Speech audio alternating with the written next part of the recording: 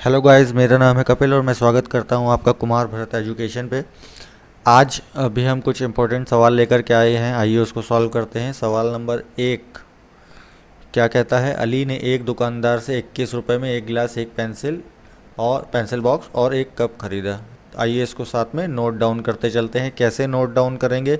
एक गिलास खरीदा है, किसको कैसे लिखेंगे? एक गिलास, गिलास को जी से लिख देंगे। एक पेंसिल बॉक्स पी से लिख देंगे और एक कप 21 रुपये में। ठीक है, इसको ऐसे भी लिख सकते हैं, G plus P plus C is equal to 21, क्योंकि 1 जी या ऐसे जी लिखते हैं सिंगल तो दोनों का एक ही मान होता है। तो एक नंबर की इक्वेशन ये हमारी इससे बन गई। दूसरी लाइन पढ़ेंगे, राकेश ने दुकानदार से 28 में कप, 2 पेंसिल बॉक्स और एक गिलास खरीदा। इसको भी लिख लेते हैं, एक कप, 2 पेंसिल। जो सामानों का इसमें सीक्वल हमने पहली इक्वेशन में लिखा है उसी सीक्वल में लिखेंगे तो उससे हमें सॉल्व करने में आसानी होगी। एक गिलास 28 रुपये में ख़रीदा, ये आपकी इक्वेशन नंबर 2 हो गई। तीसरी लाइन में है, प्रीति ने दुकानदार से 35 में 2 गिलास 2G, 2 पेंसिल बॉक्स 2P और एक cup C is equal to 35। ये तीसरी नंबर की इक्वेशन हो गई। अब इसको कैसे सॉल्व करेंगे? देखिए, जब भी वेरिएबल की इक्वेशंस होती है और उनको सॉल्व करना होता है तो हमारी कोशिश ये रहती है कि कम से कम दो इसमें से जो मान हैं, दो इसमें से जो वेरिएबल्स हैं उनको हम आपस में कट डाउन कर दें ताकि जो एक वेरिएबल बचे उसका हमें मान ज्ञात हो जाए। तो कैसे ज्ञात होगा, आइए देखते हैं।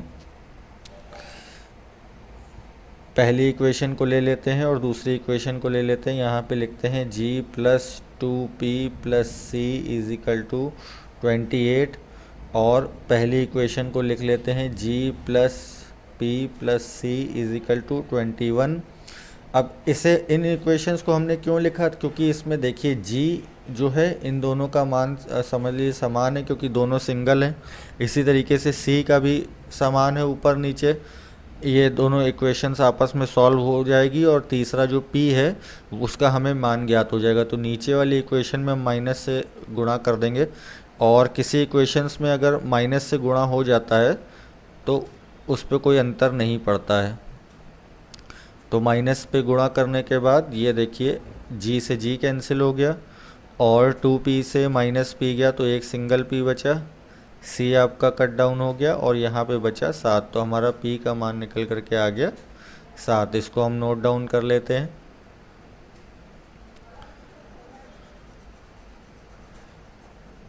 फिर से एक बार बता देता हूँ, जब भी हम 3 वेरिएबल या 2 वेरिएबल इक्वेशन सॉल्व करते हैं तो उसमें कोशिश करते हैं कि जो हमारी इक्वेशन में वेरिएबल हैं उसमें अगर 3 वेरिएबल इक्वेशन है तो कम से कम 2 वेरिएबल को हम काट दें, आपस में कटवा दें, तो फिर हमारा एक वेरिएबल का मान निकल करके आएगा। और अगर 2 वेरिएबल इक्वेशन होती है तो उसमें से किसी एक को काटने की कोशिश करते हैं तो बचे हुए का मान निकल करके आ जाता है।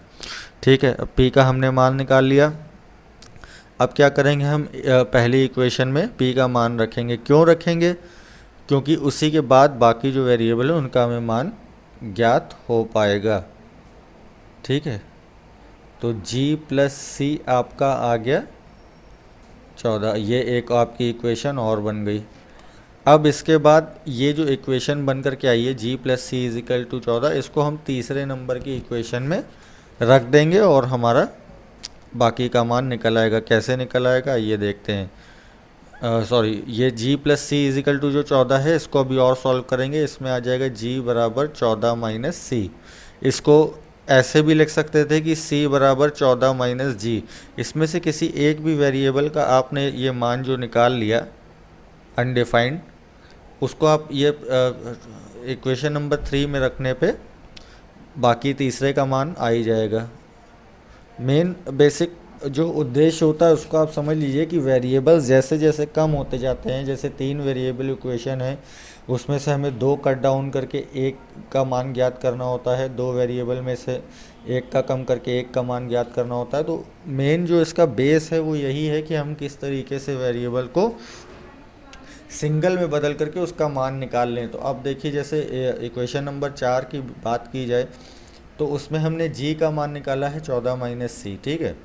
अब इसको यहाँ पे रखेंगे इक्वेशन नंबर 3 में, तो 2g लिखा है यहाँ पे, तो 2g कितना हो गया, 2 ब्रैकेट में आ जाएगा 14 माइनस सी इक्वेशन नंबर 4 से, प्लस 2p का मतलब कितना हो गया, 2 इंटू 7 और plus C is equal to 35। अब इसको सॉल्व करेंगे, सबसे पहले ब्रैकेट ओपन करेंगे तो 2 का गुणा अंदर के दोनों डिजिट में हो जाएगा, 14 दूनी 28 माइनस 2c प्लस 2 इंटू 7 कितना हो गया 14 plus C is equal to 35। अब यहाँ पे 2c में से एक c कटेगा तो ये बचा माइनस सी, और प्लस 28 और 14 कितने आपके हो गए 42 is equal to 35, minus C is equal to 35 minus 42, minus C is equal to -7 या सी इज इक्वल टू 7। देखिए दोनों तरफ माइनस का अगर चिन्ह है तो वो कैंसिल हो जाता है और सी का मान आपका 7 आ गया। इसको भी यहाँ पे नोट डाउन कर लेते हैं।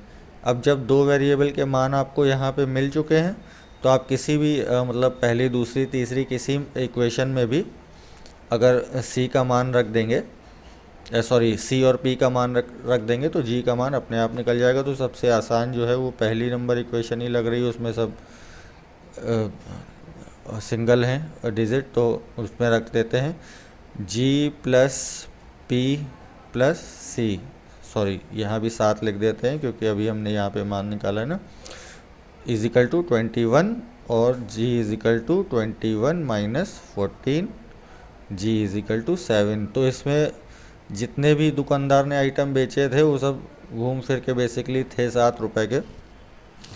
सवाल को बहुत ज़्यादा घुमा दिया, कोई बात नहीं है, तीनों का मान निकल कर के आ गया। 7 रुपये प्रति पीस है तीनों चीज़ों का, चाहे गिलास हो, चाहे कप हो, चाहे पेंसिल बॉक्स हो, ठीक है। अब वापस आते हैं सवाल पे। सवाल में पूछा गया है 10 कपों का मूल्य क्या होगा, c into 10 is equal to 70। Option number 4 जो है वो सही है, ठीक है। एक चीज़ और बताना चाहूँगा, इस सवाल से रिलेटेड तो नहीं, ये सवाल तो सॉल्व हो गया, कि कई बच्चे जैसे कहते हैं कि एक सवाल करने में सर काफ़ी समय लग रहा है। तो इस चीज़ को समझिए कि अगर मैं आप लोग को बहुत ज़्यादा तेज़ बताना स्टार्ट कर दूंगा तो आप समझ नहीं पाएंगे, या हो सकता है कुछ बच्चे उसमें समझ ना पाएँ, और अगर वो नहीं समझ पाएंगे तो मेरी इतनी मेहनत करना फिर बेकार हो जाएगी। क्योंकि यहाँ पे जो फ्री कोर्स चल रहा है वो इसीलिए चल रहा है कि जो बच्चे जिनको थोड़ा दिक्कत होती है मैथ्स में उनको आराम से समझाया जाए और उनको कोशिश की जाए कुछ अच्छा बेटर करने की। चलिए, रिलेशन का क्वेश्चन है आज। ब्लड रिलेशन का जो है मैं आपको कंसेप्ट जो है बहुत ही क्लियर तरीके से बता देता हूँ, उसके बाद आपको कभी दिक्कत नहीं होनी चाहिए इसमें।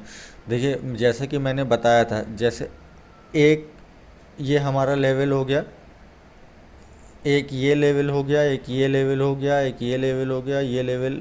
इस लेवल का क्या मतलब है, इस लेवल का मतलब ये है कि जो जो जनरेशन चल रही है, जो यंग जनरेशन है या प्रॉड जनरेशन कह लीजिए, वो यहाँ पे नोट डाउन होती है, ठीक है। जैसे सपोज करिए इस सवाल का ही उदाहरण ले लेते हैं, एक महिला, तो महिला इस लाइन पे आएगी या उसके बराबर के जितने लोग होंगे इस लाइन पे आएंगे। वो अगर अपने पिता की बात करेगी एक जनरेशन पीछे, तो हम चार्ट में इतनी ऊपर उसको ड्रॉ करेंगे या वहाँ पे नोट डाउन करेंगे कि महिला के ये फादर हैं। अपने दादा की बात करेगी, ये महिला के ग्रैंडफादर हो गए, ठीक है। और अपने बेटे की बात करेगी, यहाँ पे उसका बेटा आ जाएगा, और अगर अपने पोते की बात करेगी तो एक लेवल और नीचे। ये एक तरीके से लेवल सेट किए जाते हैं, इसलिए किए जाते हैं इससे सवाल समझने में और जो डायग्राम बनता है ब्लड रिलेशन के क्वेश्चन के समय उससे बहुत ज़्यादा आसानी होती है, ठीक है। दूसरी चीज़ कि आप जैसे कोई फीमेल कैरेक्टर के फीमेल कैरेक्टर को नोट डाउन कर रहे हैं तो उसके साथ में माइनस का आप साइन लगा सकते हैं, मेल कैरेक्टर को नोट डाउन कर रहे हैं उसके सामने प्लस लगा सकते हैं। इससे क्या होगा, आप जब डायग्राम जो आपका बन के तैयार होगा उसको आप एक नज़र में देखेंगे तो आपको समझ में आ जाएगा आसानी से किसकी बात हो रही है। और ज़रूरी नहीं है कि आप प्लस माइनस के लगाएं, आप कोई भी ऐसा साइन लगा सकते हैं जिससे आपको ये चीज़ तेज़ी में समझ में आ जाए कि डायग्राम में आपने क्या ड्रॉ किया है। और जब हस्बैंड वाइफ की बात होती है, हस्बैंड और वाइफ, तो उनके बीच में कोशिश करिए अगर आप ऐसा साइन लगाएंगे तो आपको ज़्यादा आसानी से समझ में आ जाएगा कि क्या रिलेशन उनके बीच में है। ठीक है, सवाल पे आते हैं। तो एक एक लाइन आराम से पढ़ते हैं, एक एक कैरेक्टर को नोट डाउन करते चलते हैं। एक महिला, सबसे पहले तो देखिए यहाँ पे एक महिला है, ठीक है। उसने अपने पति से राकेश का परिचय कराया, मतलब महिला है, महिला का पति है, तो ये हस्बैंड हो गए इसके। दोनों के बीच में ये साइन बड़ा बना देंगे बड़े से प्लस का, तो समझ में आ जाएगा ये हस्बैंड वाइफ है। अब आगे पढ़ते हैं, पति से राकेश का परिचय। अब यहाँ पे तीसरा कैरेक्टर आ गया, तो ये यहाँ पे हमने राकेश बना दिया। परिचय कराते हुए कहा, हाँ पहले एक चीज़ ये बता दूं कि ये सब एक ही लेवल, एक ही एज ग्रुप के हैं, इसीलिए एक लाइन में इनको लिख रहा हूँ। राकेश का परिचय कराते हुए कहा अपने पति से कि इसका भाई, देखिए एक कैरेक्टर और आ गया यहाँ पे, राकेश ब्रदर, इसके भाई के पिता, मतलब राकेश के भाई जो हमने पोर्टोन के, इसके पिता, ये एक लेवल हम ऊपर गए, और ये राकेश ब्रदर के फादर, मेरे दादा के, मतलब मेरे किसके, ये जो महिला अपने बारे में बता रही है। अब मेरे दादा इसने बोला तो इसका मतलब है हम एक लेवल नहीं, एक और ऊपर लेवल जाएंगे, क्योंकि ये लेवल जो था उसके फादर का था और ये ग्रैंडफादर का है, तो ये आ गए महिला के ग्रैंडफादर के इकलौते पुत्र हैं। मतलब ये जो महिला के ग्रैंडफादर हैं इसका इकलौता पुत्र ये है, ये बेटा है और ये फादर है, ठीक है, इकलौते पुत्र हैं। यह महिला राकेश की क्या लगती है। अब देखिए डायग्राम आपने बना दिया, बहुत कुछ आपका क्लियर हो जाएगा। ये ग्रैंडफादर है, ग्रैंडफादर के ये इकलौते बेटे हैं। अब इनका एक ये बेटा है, तो ये इनकी बेटी हुई। क्यों बेटी हुई, क्योंकि ग्रैंडफादर जो हैं इनके यही हैं, और एक बेटा ये हुआ। ये सब आपस में भाई बहन हो गए। तो क्या महिला राकेश की क्या लगती है, ये जो महिला है ये राकेश की क्या लगेगी, बहन लगेगी। ऑप्शन नंबर 3 सही है। मुझे उम्मीद है कि मैं जिस तरीके से बताने की कोशिश कर रहा हूँ आप लोगों को चीज़ें समझ में आ रही हैं, और भी इससे ज़्यादा कोशिश करने की कोशिश करूँगा कि आप लोगों के लिए चीज़ें बहुत आसान हो जाएं। जितना भी आप लोगों को चीज़ें टफ़ लगती हैं, वो कोशिश करूँगा कि वो इतनी प्रैक्टिस करा दूँ और इतनी चीज़ें बता दूँ कि आप लोगों को आसान लगने लगे। तो फिर मिलते हैं अगली वीडियो में, तब तक के लिए नमस्कार।